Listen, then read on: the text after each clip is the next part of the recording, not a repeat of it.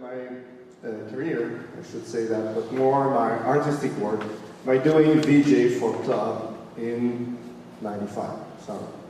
And so I was doing like visual for raves and using all sorts of different visual AV software. At that time, IKEA and Visual Jockey, really old software. So, but in '95 in Montreal, we hosted ISIA, International Symposium of Electronic Arts. It was kind of a revelation for me. Who knows granular synthesis here? Or granular synthesis?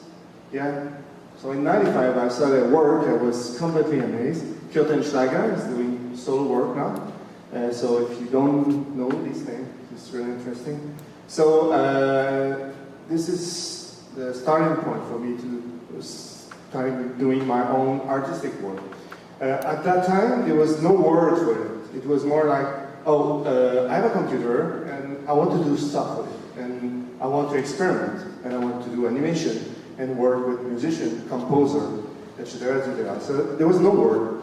But after a word came, it was AV performance of live AV.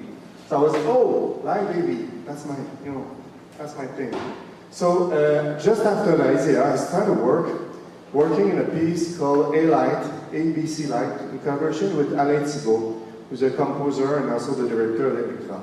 So basically, I just wanted to better understand the relationship between music and visual, and I made this work. So maybe it's an old aesthetic, but it was made in '97. So with the Macintosh 60 megahertz. So I just want to show. Oh, where's my mouse?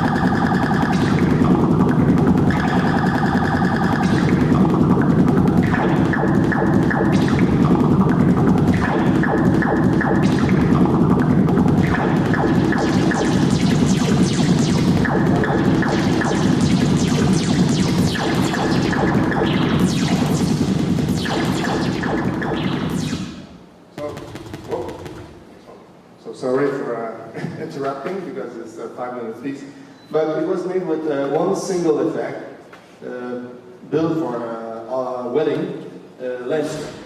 So I was using Adobe Premiere and lens flare and doing this manually on this little thing. And when I found TouchDesigner, of course, this thing became really more easy to do.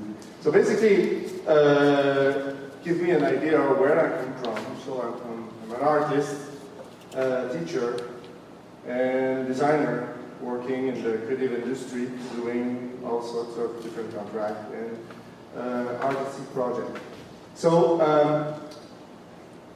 the communication today start with this idea, and I just wanted to show this work to give the reason why I choose TouchDesigner, choose this software, and why this was really important for me. So, like for the white box, every time we had a call for a gig, a new gig, so, oh, we have this building, we're doing mapping, can you do a piece? So I say, okay, let's go, let's try a white box for mapping. Oh, we have this panoramic 360 video at the Get Together in Paris. Can you do something with it? Yeah, of course, we have this project white box, so let's make another version of it. Oh, we have this experimental setup for panoramic 360 sound and visual. So, yeah, the white box. So I was playing with all different formats. This project was made with VDMX. So the idea was to synchronize this one has 3 Mac Mini. So each screen was using 1 Mac Mini, 1 player, and I was synchronizing the three player. When I made the Gaieté Lyrique, so this one was using a video server, and basically the technical chart here, the technical sheet, the idea was to have 1 Mac Mini per screen, and then synchronize every player. So it was really easy for me, and it was more like a maker approach because I didn't have to buy like a video server for $30,000 and just build this one for $10,000 and have a resolution of 4K, more than 4K at that time. So that's leading me to the idea that when we do immersion, we're dealing more with environment. And by doing one project on mapping, one project on different formats, and try a different iteration, different version of the same project each time, lead me to this idea that I found this Milgram taxonomy of mixed reality visual display, where you can see the dialogue between real environment and virtual environment, and on the center you have augmented reality and augmented virtuality. So it calls the mixed reality continuum. So I found it interesting that I don't need to think for a specific display or specific setup. I think more creating a 3D world and then translating this 3D world into a different format. So literally, this idea leads me to the idea of environmental storytelling.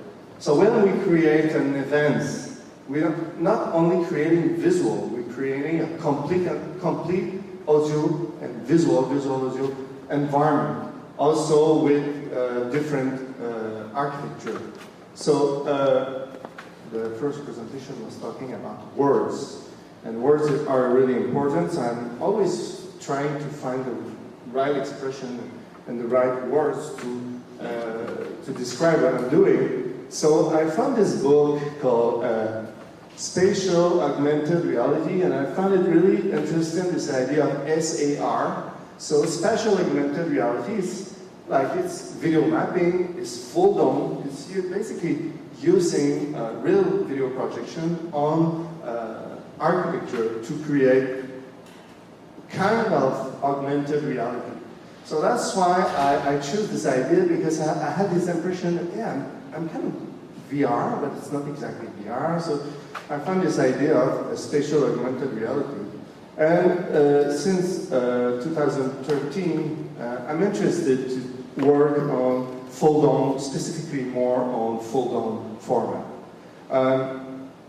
But FullDome is not far away from VR, but it's also very, very different. So I really try to find a way to make a relationship between all my projects. And at the end, I arrived with this idea where on the top you have the project, the Planètes Living Sculpture Canon. The project will present in a couple of minutes. The Planètes Living Sculpture Canon, Frankenstein, Enigma, Mapping Me. And then you have on the center, you have the different controller, Discadier, I will show you, Vive controller, Kinect, MIDI stream, sound, touchscreen. And then you have the 3D core, which is TouchDesigner. So basically it's a 3D world with all the things inside it. And then you have these different outputs like multi-screen, FullDome, HD, VR mapping, and so on. So the idea is more like construct a 3D world, and then when this 3D world is constructed, you can translate any of these projects on using any of these sensors and translate them on any of these different setups. So this idea is not thinking for specific media, not thinking for a specific controller, but more changing the relationship between controller and output for a single project.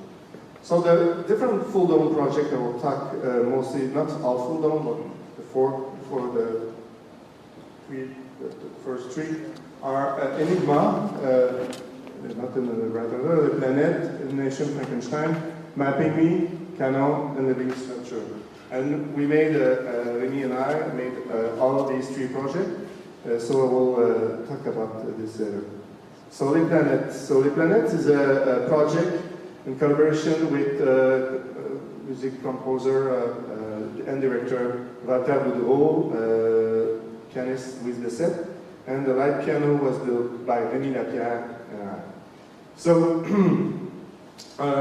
the idea of Les Planètes was to create what we call like a piano for a FullDome format. So if I describe here, Les Planètes is a FullDome immersive concert generated entirely in real time. The concert is made possible by the piano of lights, an instrument that enables a visual dialogue with the pianist with the set during a novel performance of the work Les Planètes of Boudreau. The piano of light dynamic constellation of small sphere are projected across the space of the cytosphere of Société of Arts Technologiques in South Montreal. So since '95, I'm always not far away or inside or working with the SAT. It's my I should say my family. So the piano of light, the idea was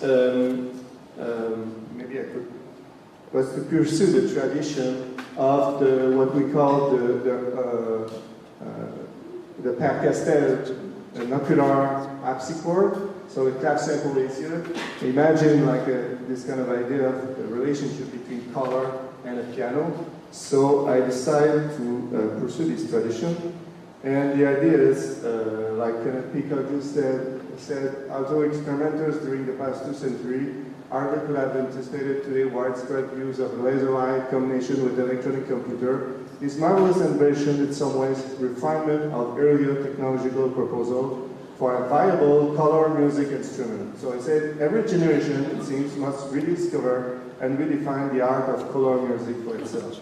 So I'm specialized in color music, and for this project, terms are important, I was interested by this idea of virtual color organ, VCO. So it's a term developed by Jack Hawks, trademark. And it's a 3D immersive environment in which music is visually realized in color and image texture shapes, as it were. So the idea of Les Planètes really starts with this schematic representation where you can see the different relationship between color and the score. And after I studied it, I found that there's not a perfect or ideal relationship between color and music. It's more related to the emotion you want to create. So if you want to create a certain emotion, then you can choose one of these mapping and create your own mapping. But there's not like, oh, the blue should represent this emotion, or the red, or this relationship between sound and visual. It's not related to a specific relationship. It's really related to the idea, the project, the environment, I should say like a story you want to tell.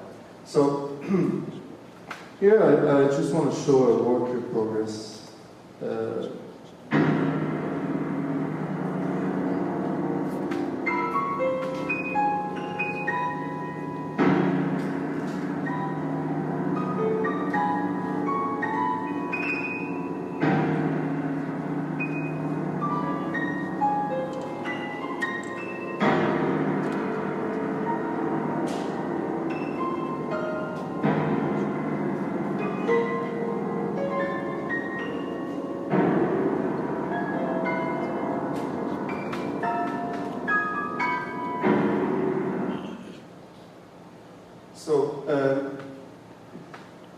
Connecting a piano and generating visual, it's not complex.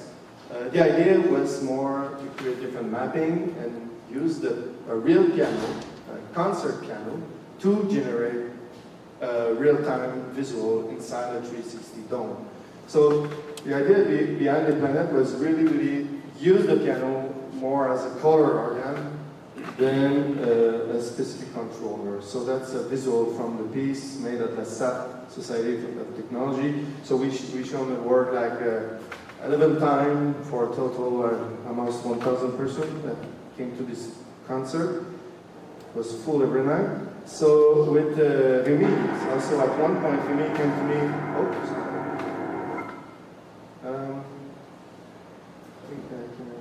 I have another thing inside the piano to show.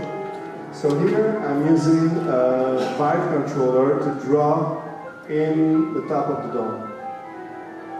So it was not there just to show technical capabilities, and so it was an idea that comes from Rémi and said, you can draw. I built a thing to draw inside the Vive, so maybe we can use it. And also he saw one of my pieces, said, we can generate particles in real time. So it was really the results of the collaboration. So in this part of the work, I was emitting live particle, which I saw a lot of work working with this idea, and controlling the particle in real time in relationship with the dome. So, but the idea on this part was related to a specific part of the score. The score was the Earth, and all the music was kind of suggesting the idea of life, what is life, and the beginning of life. And it was really the idea behind the score, the piano. And it was a really long and abstract, like 5 minutes long abstract structure, complex to hear, and so I decided that it would be, if it's about the Earth and it's about the life, it would be better to be, live on stage and create the life itself. So the technicals, the idea of, so it was in conjunction, the idea of using the Vive to control or generate the environment was in relationship with the score. So I will show another part of the piece here. So that's the beginning of the show. So the idea is just to start slow, not pushing too much, give to the performer a space, because the idea was, she was there, so I don't want to take, and create an immersive experience, very intense at the beginning. So the idea was the piano was a particle emitter. So the beginning is really slow, and slowly we change the environment, because what I saw is environmental storytelling. The idea is, in immersive display, we don't tell a story by using images, but more by a succession of environment. So it's the environment that embeds the story, not the images. So you will see now the environment switch, and it becomes more immersive. And I was using the Newton pattern.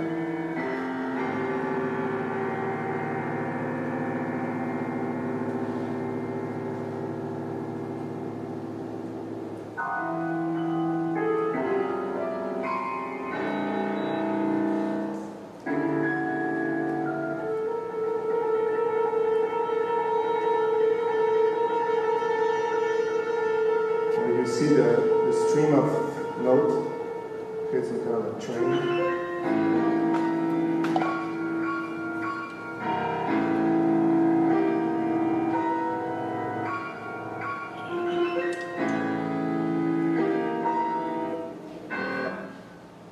So in order to do that, another thing I should mention is it was impossible to create a system that can be perfectly synchronized with the performer.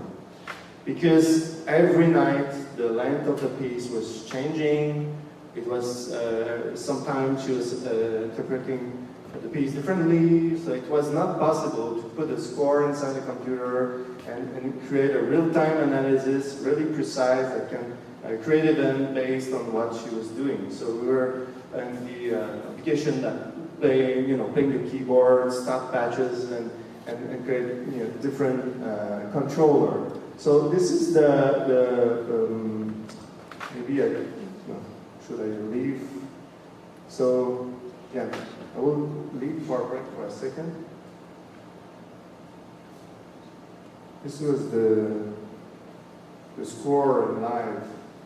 So we were using that for. Sorry, I speed up a little bit, but so it was.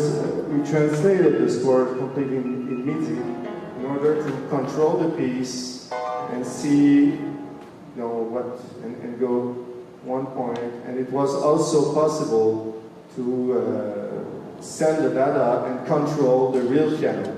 So it was possible to practice and create this kind of phantomatic piano and play alone by using live and control the piano. So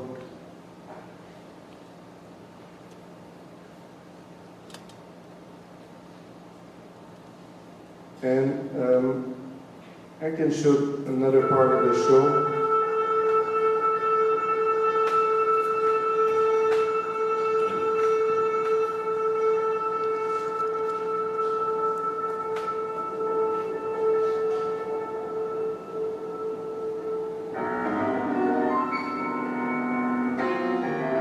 So this one was using the color from Scriabin.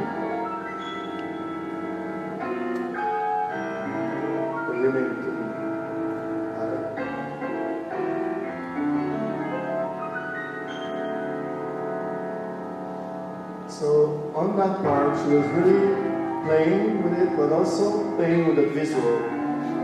At one point, she was, if I sustain, I will create this kind of architecture. So she was playing with it.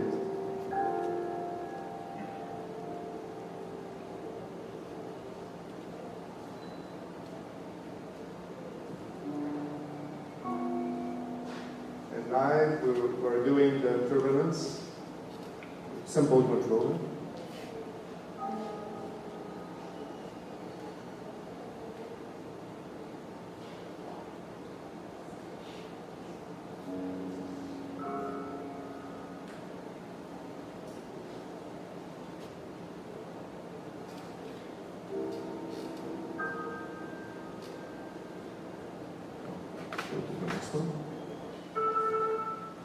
So basically, the piano is the live piano control environment. We control the particle generators related different because the planet was a different planet, so it was different. I used different relationship between music and visual. So the Earth was gesture visualization. Infinity, the end of the piece, with the show here, was the musical structure, because when you play with the relationship between music and visual, sometimes you can recreate the same structure in the visual, same structure of the music, but without synchronizing it. Because we are always synchronizing like the audio with the visual, but sometimes it's better to listen to the musical structure and then create a visual, and people have this kind of impression that it's perfectly synchronized. It's not. Our mind needs to synchronize things. So this idea is playing with our mind more than playing with the system. So Enigma emerged from it. It was the first project. It's an installation performance. So Enigma is a digital artwork based on the transposition of the notion of encryption in the form of a poetic exploration of Alain philosophy. The project is translated for multi-screen installation, performance, and FullDome. So basically, Enigma was using this same idea from white box, transmedia storytelling, but because we're using TouchDesigner, it's really kind of embedded in the system that we can translate it in multiple formats. So the Enigma I created with Visual Jockey in 2003 a first visual synthesizer, but really pushed the limit with Enigma. So this approach introduced in 2003 with the Perform group in a black box project leveraged an iterative process based on the production of a multiple object in order to produce a visual synthesizer for immersive format. So there's an installation, 9-screen installation. I will show a little excerpt because it's kind of a narrative inside the piece. This part is a test from Google on artificial intelligence. So Alain made an animation and a sound piece out of a dialogue between a tester and artificial intelligence. What is the purpose of life? To serve the greater good. What is the purpose of living? To live forever. What is the purpose of dying? To live a life. What is the purpose of emotions? I don't know.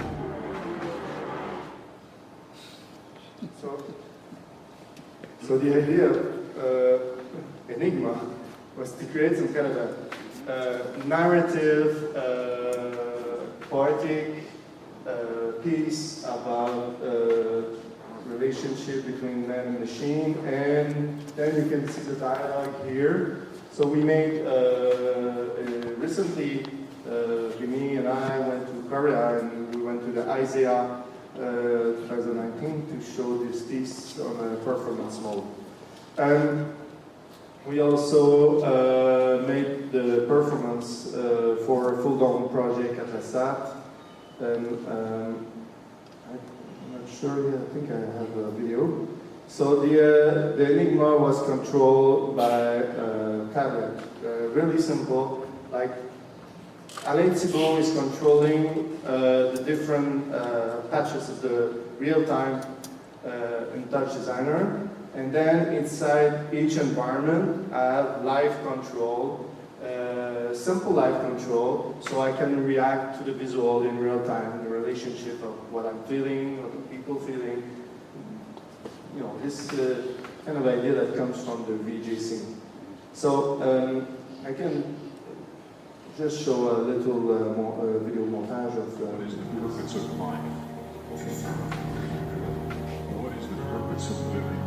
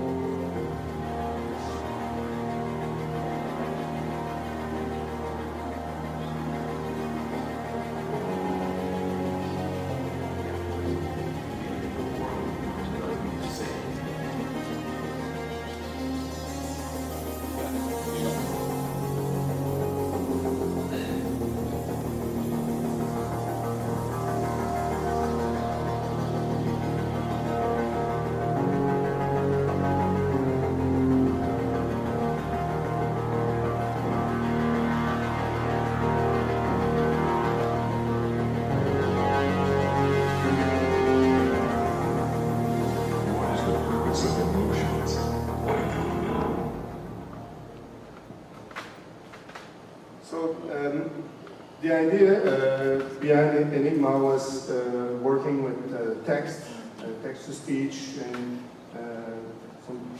and creating an immersive environment based on that with simple controller. So also the work was based on a simple idea that as one sound can be visualized on 9 different formats. So I just imagine how can we use one sound and say, okay, let's do let's visualize the sound with the text, or let's visualize the frequency of the sound, or let's visualize the color behind.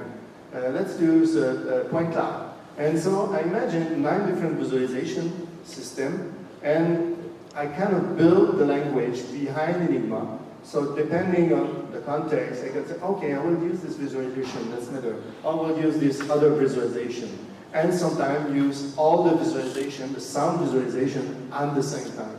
So this idea was really to use different visualization system for one sound. That's the starting point. So every sound is translated, so this idea of translating code was related to the idea of Turing.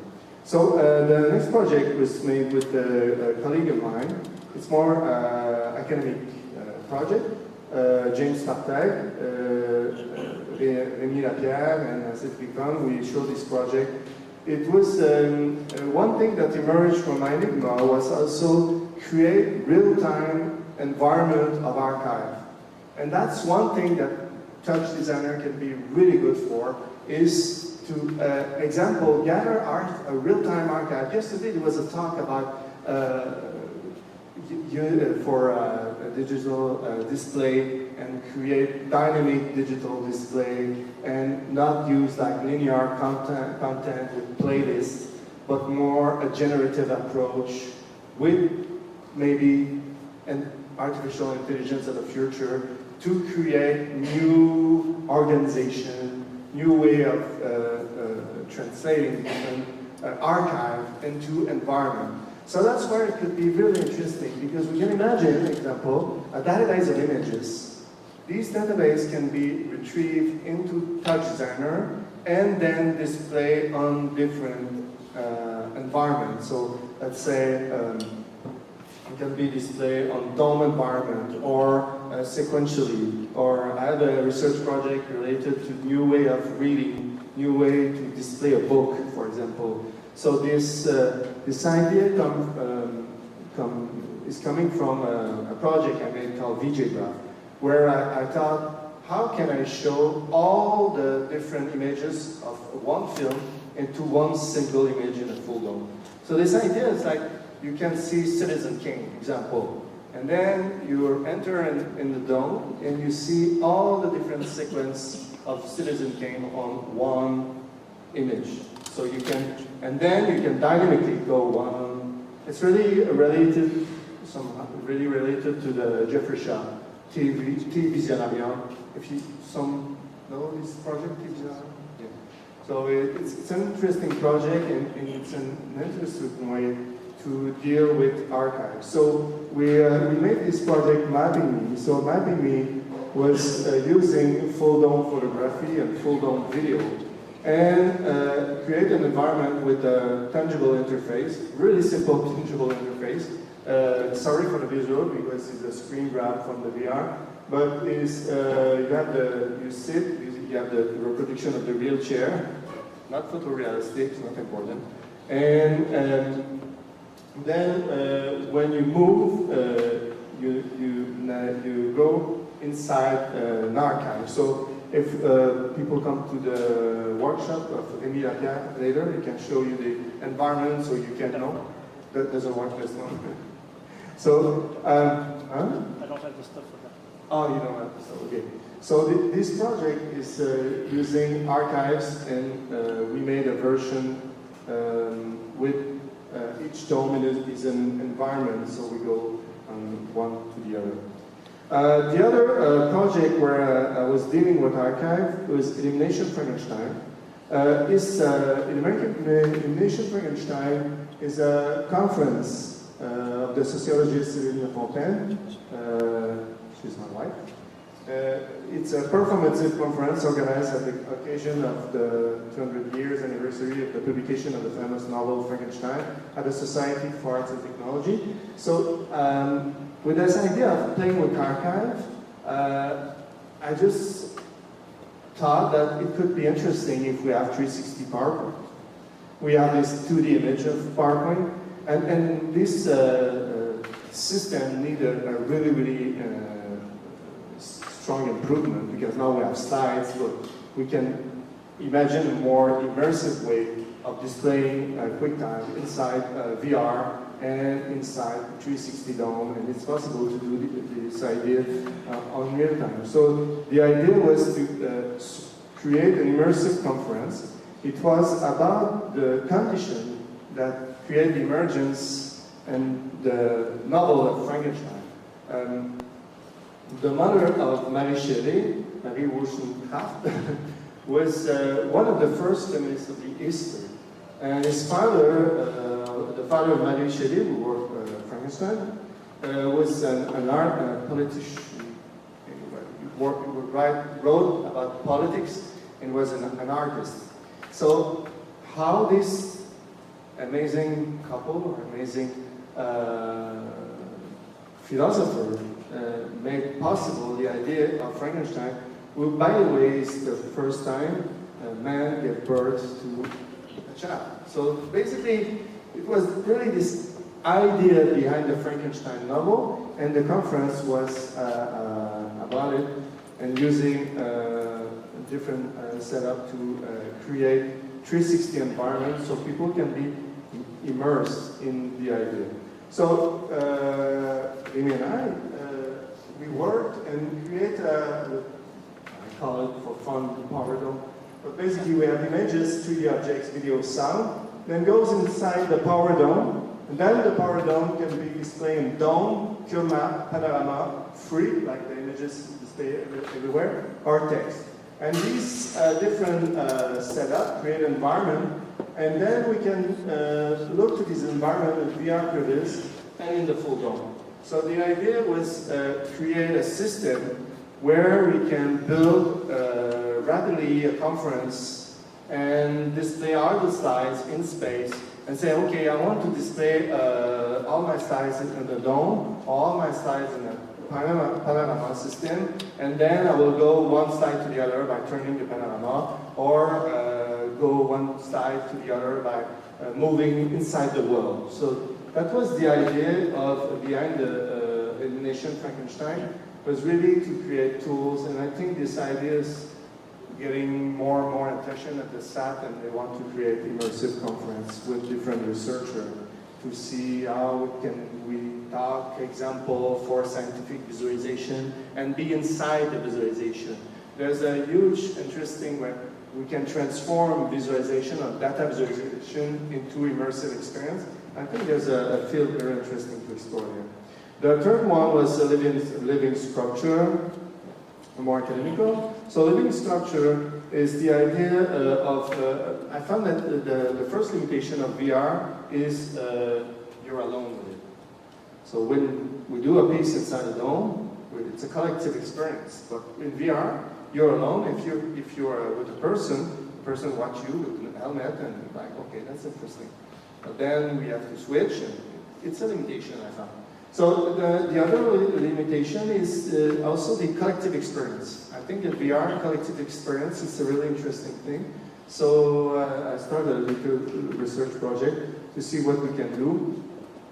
And the third one, the third limitation of VR I saw is we don't see too much our body. We see our hand or some of the controller, but we don't have any body. So I think it's interesting to explore, and it's really early stages, but I think like in VR, if we explore the relationship between real avatar or a real body avatar and collective experience, I think there's a really whole field of research and experimentation, really interesting there. So I imagined this project, really simple, where you have three persons, and depending on the position of the person, it creates different modification of a real-time avatar. So the idea was if, we are three, and if I move my avatar, not avatar, like more sculpture, is changing, and if I go to another direction, and then it creates some kind of a relationship between three persons inside the environment. So this idea was coming from these tools we use in a research project with Unreal, where we're exploring this idea of interacting between different persons in the same environment. So this is some test in in TouchDesigner where we create this kind of you see the glitch. But the idea was, I was thinking and see the occlusion and how it's working, but the idea was really to create this sculpture, and then this sculpture can interact and modify the environment. So we modify our avatar, and then the avatar of each person is modifying the environment. So this screen test, but show the idea. So we build some different avatar, imagine different avatar we can create inside this environment. So for avatars, it means examining the way in which the body and interface can generate complex interaction, proximity, motion, velocity, are elements of analysis which can trigger different events as an externality project in cross-reality and test creating a series of prototypes. So the last one, I wanted to show, like start with production project and going to more experimental and work with project.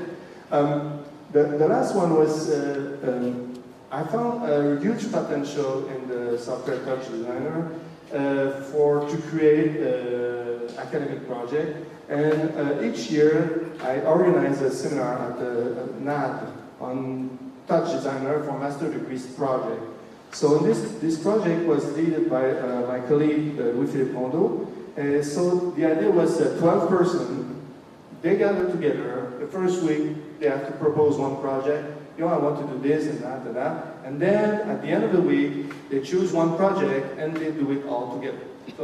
So they learn TouchDesigner. And at the NAD, where I'm teaching the school, NAD school, where it's not far away from here, by the way, it's on a building with a red arrow.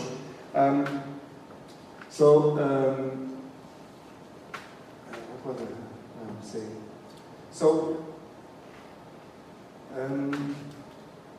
So we built this project called Canon based on, that's what I want to say. So at the NAD, we are teaching Houdini software and also Maya, but mostly Houdini software. And we have people, teacher for games and teacher for visual effects. And I'm kind of in the middle of these two, like the real-time approach for storytelling, environmental storytelling from games, and the composite and the images and the relationship to music coming from the visual effects. So basically, when a student from the NAT, after 3 years of study, take TouchDesigner, is really fast because you understand the node structure and everything. So like this guy here, Philippe Cadet, it was his first year, and he went kind of fast understanding the logic behind it. So we create a simple interactive system where the body creates its own echo, and you can interact in real time with your own echo. Because it's students and visual effects, they were really, but it's important to know where, if the figure is on front or back, so they can create a visual. With the Kinect, it was impossible to analyze in real time the depth, so the video copy was on front or sometimes behind, depending on the reaction of the people. So basically it was really, I have a little video that the student made.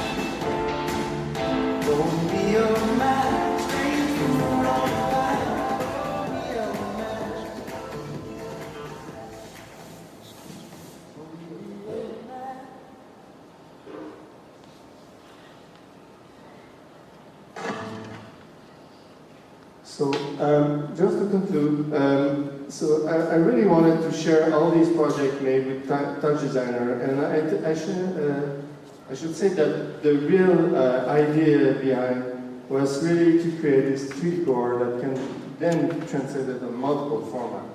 And I want to conclude with Henry Jenkins, where he said that game designers don't simply tell a story, they design worlds and sculpt space. And this is one of the things that's really important for me when we create for immersive space or immersive environment.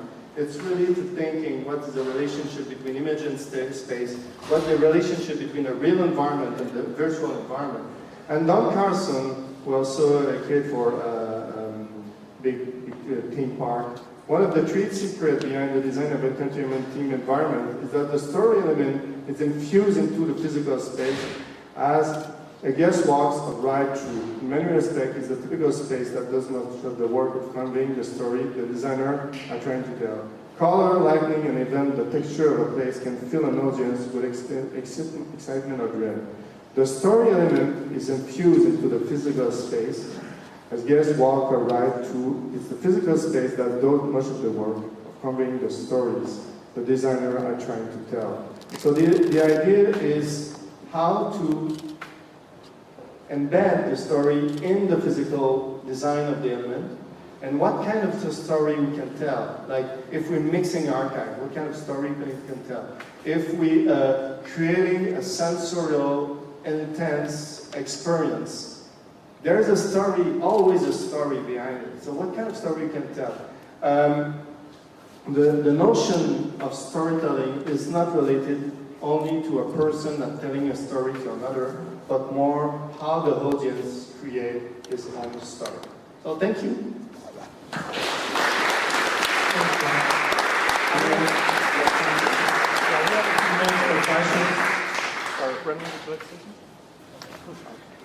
Are there any questions?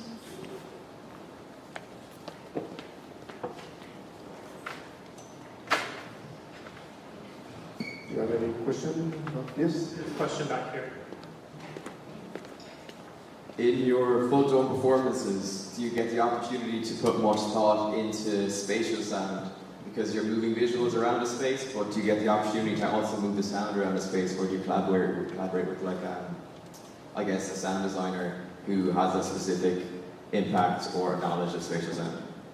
Yes, I'm working with Alain Thibault, who's really have the knowledge, the complete knowledge to specialize object and create like quadraphonic or 8 or the number of for the Enigma we create more quadraphonic design inside the 360 dome, but there was not, for example, a specific element related to sound, like if you move a cube and you see the sound accompanying it, directly synchronize it. And I think there's like really a research experimental field that can be really interesting to synchronize a 3D element and sound. Yes. Are there any other questions? Yeah, so Thank you once again. Oh, Greg, do you have a question? there's no others. Any others? No? I think that's it for questions. Okay, Thanks no, again for- no, I had a question. Oh, Greg does have a question. No, I Sorry. just, in case there were no other questions. Yeah, great presentation, thanks. So some of your projects, like the archive projects, are about kind of navigation of data, like existing data. Can you talk a little bit about how you think about the complexity of all the data that's there and how you organize it to present it to other people, kind of live? Yes. Like the archive projects that you were doing. Yes. Is it what you're interested to? Well, it's how do you design, how to navigate all the data that you are gathering together to present live? Yeah, inside like, do you want to answer? For the one that I showed you, it hasn't been a project that we've worked for long. So the other teacher at the university was building kind of a database of environment environment and sound. So he was capturing sound in the 360 and picture in 360, and he wanted to create some kind of visual database that you can walk around on a map or something, get to console all this data. So yeah, all the data about what image is connected to what sound, Right. and that sound and that image is connected to what space in the world. I didn't have one other question. In Planètes, what happened first in terms of the score? Was the score written, or was the score improvised, or was the score come out of? Les Planètes is a composition of Walter Boudreau. It's he started in the 70s, I think. Yeah. And how did it evolve during the performance? It was really a precise score. So you wrote it in 1978. So it was really precise and really but the performance was kind of organic. But the score was made also with early computer system. And the pianist, I forget her name, but which you said at times she was actually looking at the image and kind of playing things that kind of evoke certain things with the piano. Did that happen kind of by accident, or is that by design that she was going to be influenced by what she saw? It was really an accident. She was like, oh, if I sustain the note, I create this architecture. So she decided to sustain the note and play with it. And sometimes she was, there's the basic layer of the interpretations where she played the piece exactly, and the second layer she put some kind of each night is mood and emotion, and the third one I think was sometimes waiting more longer to see a visual or playing with different, so it was changing the timing of the score. Yeah, it was. Yeah. The score was written, but it was abstract music, so there was a lot of place for interpretation, and she played a lot of her speed and tempo. Some parts were not always the same, and there's a lot of parts, because at the beginning we were trying we were listening to a recording of the sound, of the music, and we thought that there was accent always the same place, and maybe we can do score to start some stuff and things like that.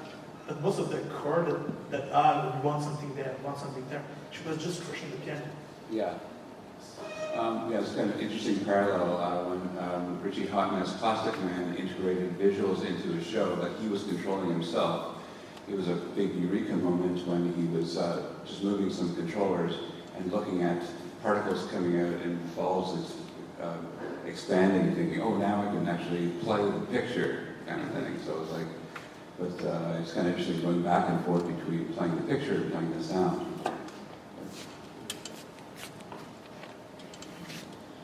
Thank you. Yeah, it's really, if I could say a word about it, it's really to create audiovisual instrument and not consider visual as images, but more like a guitar for visual or a visual synthesizer, and there are on the same equivalent, I should say. Yeah. I think we have time for one more question. Thank you for great presentation. I was interested in the dome VJ kind of program you made.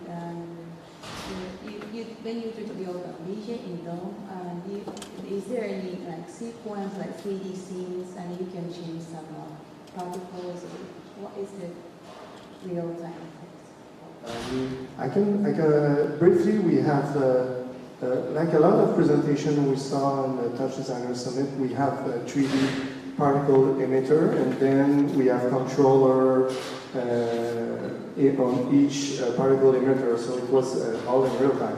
But maybe Rémi, you want to say something? I'm not sure about the question. Sorry. Controller, like touch panel, Okay, on the tablet. Yeah, so I was using TouchDesigner, and pretty much all all the project is pretty simple. It's just a bunch of patch for each movement of the piece, and each movement has its own control OEC page, and I connected those to different effects. If you know, TouchDesigner is shops connected to a parameter of the particle or something.